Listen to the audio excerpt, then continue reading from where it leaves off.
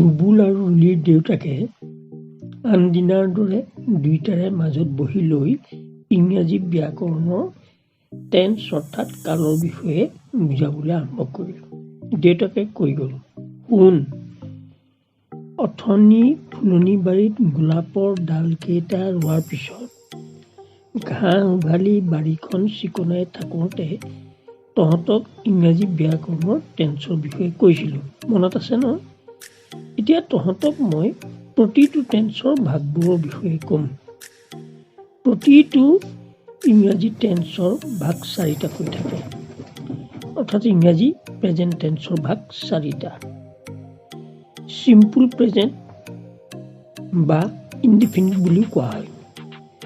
2 number present continuous, 3 number present perfect, 4 number present perfect continuous.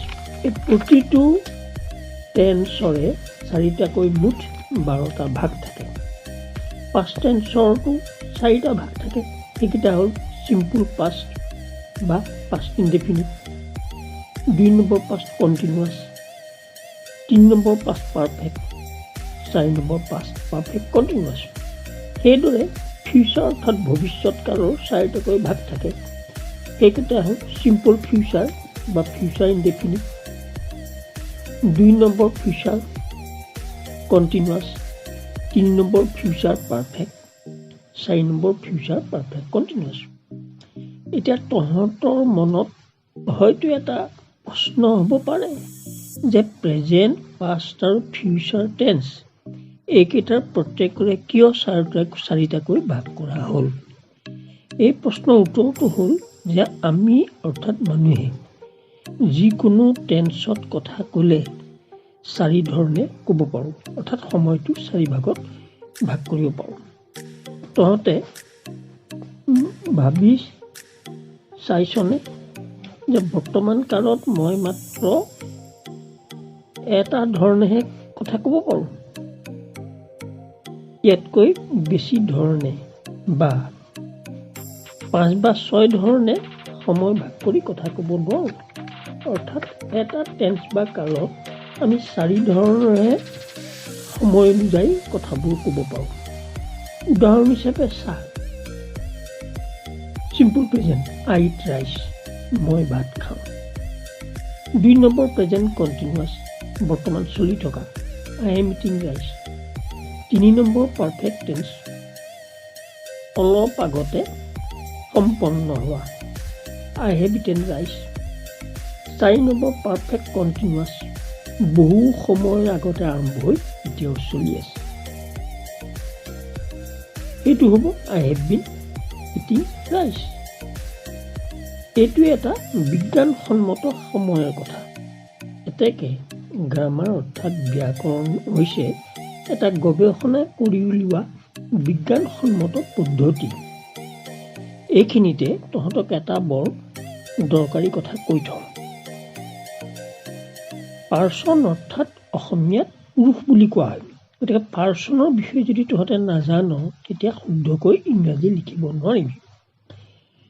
Person ইংৰাজীত 3 প্ৰকাৰৰ।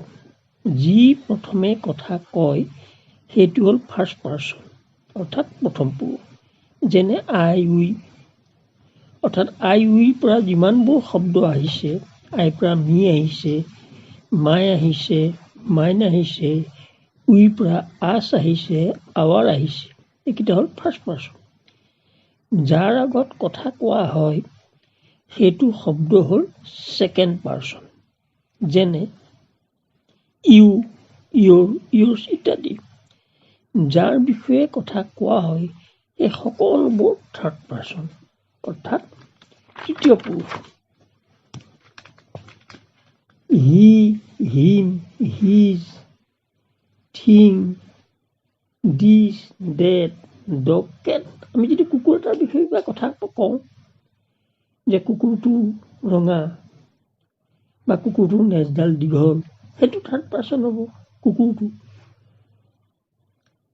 Dog, কেট এইবোৰ হৈছে থাৰ্ড পাৰ্চন অৰ্থাৎ প্ৰথম পুৰুষ দ্বিতীয় পুৰুষ ফাৰ্ষ্ট পাৰ্চন ছেকেণ্ড পাৰ্চনৰ বাহিৰে আমি যিমানবোৰ কথা কওঁ যাৰ বিষয়ে কওঁ গোটেইবোৰ থাৰ্ড পাৰ্চন। গতিকে সেইটো কুকুৰো হ'ব পাৰে আন কিবা এটা বস্তু হ'ব পাৰে। গতিকে কথাটো মনত ৰাখিবি। আচলতে কি জান, পাৰ্চনৰ বিষয়ে নাজানিলে ইংৰাজী লিখোঁতে ভুল হোৱাৰ সম্ভাৱনা থাকে। সেয়ে কৈ লৈছোঁ। এতিয়া শুন, চিম্পুল প্ৰেজেণ্ট বাক্যটো যদি থাৰ্ড পাৰ্চন অৰ্থাৎ তৃতীয় পুৰুষৰ হয় আৰু ছিংগুলাৰ নাম্বাৰ অৰ্থাৎ একবচনৰ হয়, তেতিয়া বাক্যটোৰ ভাৰ্বৰ লগত এছ বা ইএছ যোগ হয়। কথাটো হ'ল এনেকুৱা, যেনে হি ইট ৰাইচ নহয়, হি ইটছ ৰাইচ, এছ এটা হ'ব। আকৌ হি গ'জ টু স্কুল হ'লে অ' আখৰ থাকিলে ইএছ হয়। এই কথাটো তোৰ মনত ৰাখিবি। গতিকে এতিয়া বুজিলিনে যে পাৰ্চনটো যদি আমি ভালকৈ নাজানো তেতিয়া ইংৰাজী লিখাত আমাৰ ভুল হ'ব। গতিকে আজিলৈ ইমানতে সামৰিলোঁ। ইয়াৰ পিছত তহঁতক বাকী কথাবোৰ ধুনীয়াকৈ বুজাই দিম।